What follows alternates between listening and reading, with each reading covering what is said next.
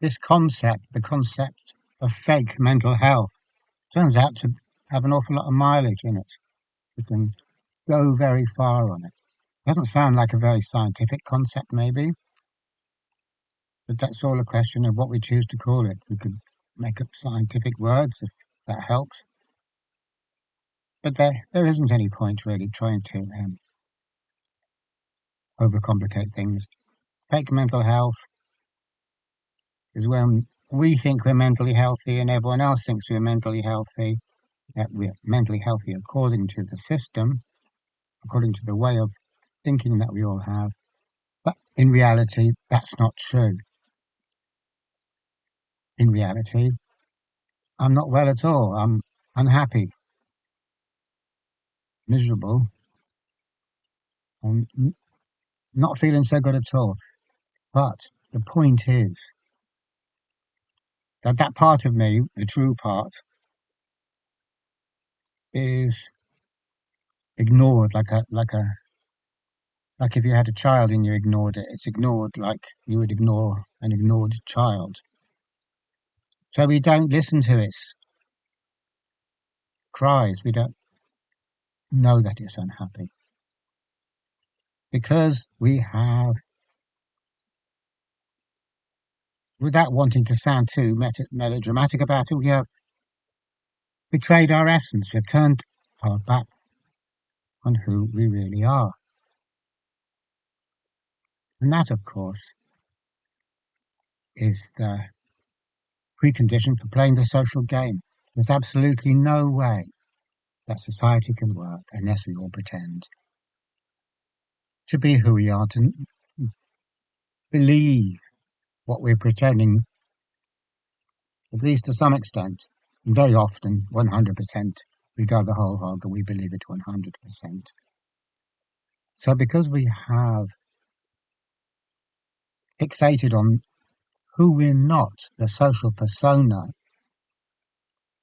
when we talk about mental health, mental well-being, all that kind of a thing, we're talking about the mental health of the persona, the mental health of the mask, the mental health of who we say we are, who society says we are, who we think we are. But very clearly, this is not this type of mental health. It's very unhealthy. Clearly, it's very unhealthy because what's going on here is that I am neglecting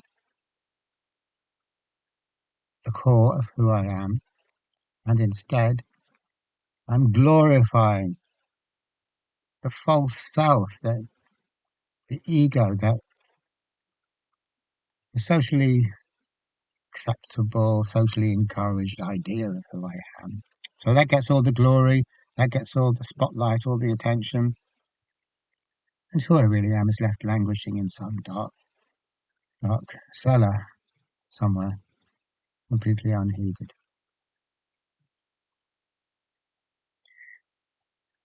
So this turns out to be a neat way of looking at things. It gives us a very different, totally different way of understanding what the mental health conditions are, what it means to be mentally unwell.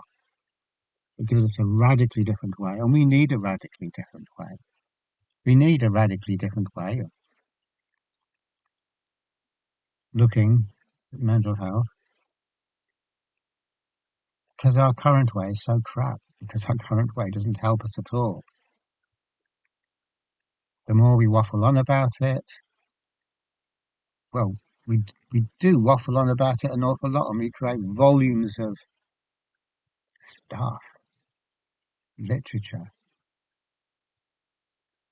And despite all that, our collective mental health, as well as our individual mental health, is in steep decline. Clearly, it's in steep decline. How we know it's in steep decline is another question, and I'll save that for another time. Right?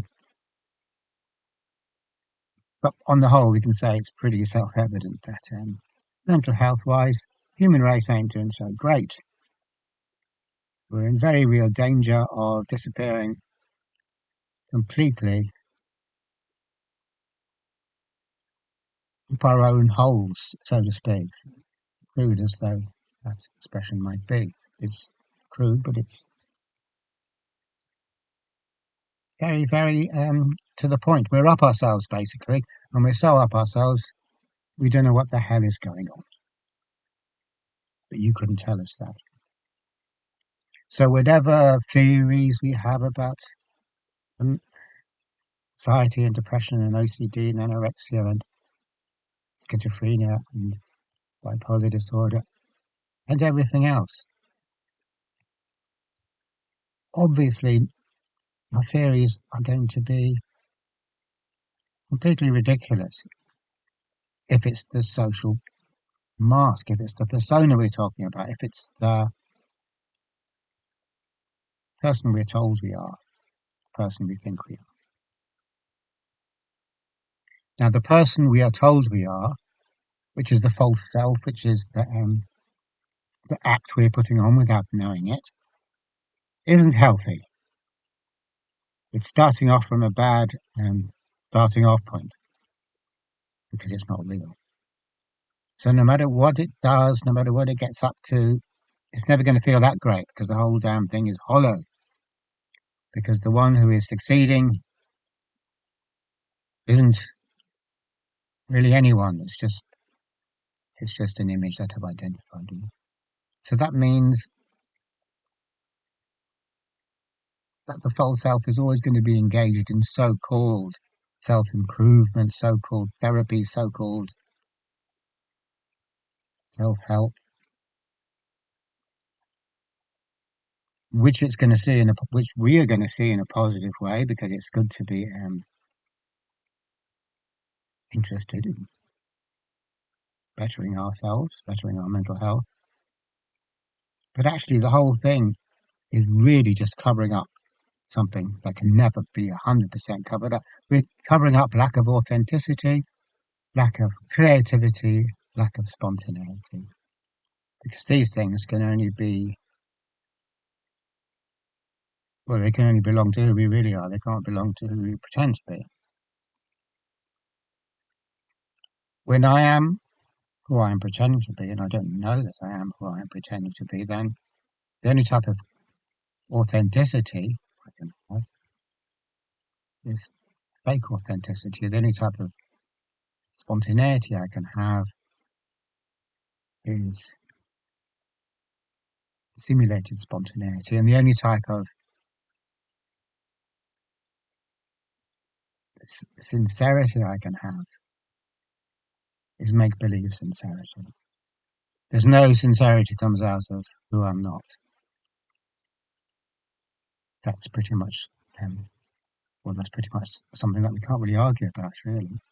Imagine wanting to be who you're not and then wanting to be sincere and authentic and creative and spontaneous.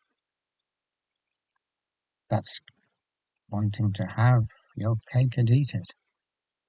But if we want to be all these things, spontaneous and creative and everything else, we have to eat the cake. We can't hold on to ourselves and yet be who we really are. If we hold on to ourselves, then we are who we're not.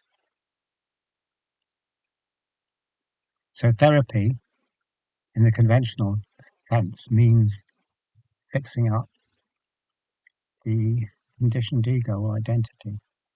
It means trying to make it feel as if who I'm not really is who I am. With optimizing the lie, basically. And again, that might sound rather melodramatic, but that's what it is. There's no other way to put it. It is completely untrue that I am who I think I am. 100% untrue. There's no truth in it at all. It's a lie. Pure and simple, it's a lie. So our efforts to cultivate mental health on the basis of the conditioned identity is all about trying to shore up our defenses and keep the truth at bay, which is a perverse thing to call mental health. And all of our theories, hypotheses, our way of looking at stuff is going to have to reflect this bias, the bias by which we want to see things upside down, the bias by which we don't want to see the truth. So we can write off everything that we say, everything that conventional positive psychology. We can disregard it entirely. It's all coming from the wrong place. But if we do take on board and play about with this notion that what we usually talk about when we talk about mental health is fake mental health, and that we have no regard whatsoever for the genuine article, because that would mean bringing back, that would mean owning who we really are again instead of disowning, which is what we are taught to do from a really, really young age. At school, what are we taught to do? We're taught to turn our backs on who we really are. That's what conditioning is. That is what socialization is. We are taught to abandon ourselves, to betray our essence. That is absolutely what we are taught. And then once we have been taught this, we need lots of other stuff to try and keep us feeling okay, because we've started off on the wrong foot. We're coming from the wrong place. So mental health is the doomed and desperate attempt of the false self to feel as if it isn't the false self. When we start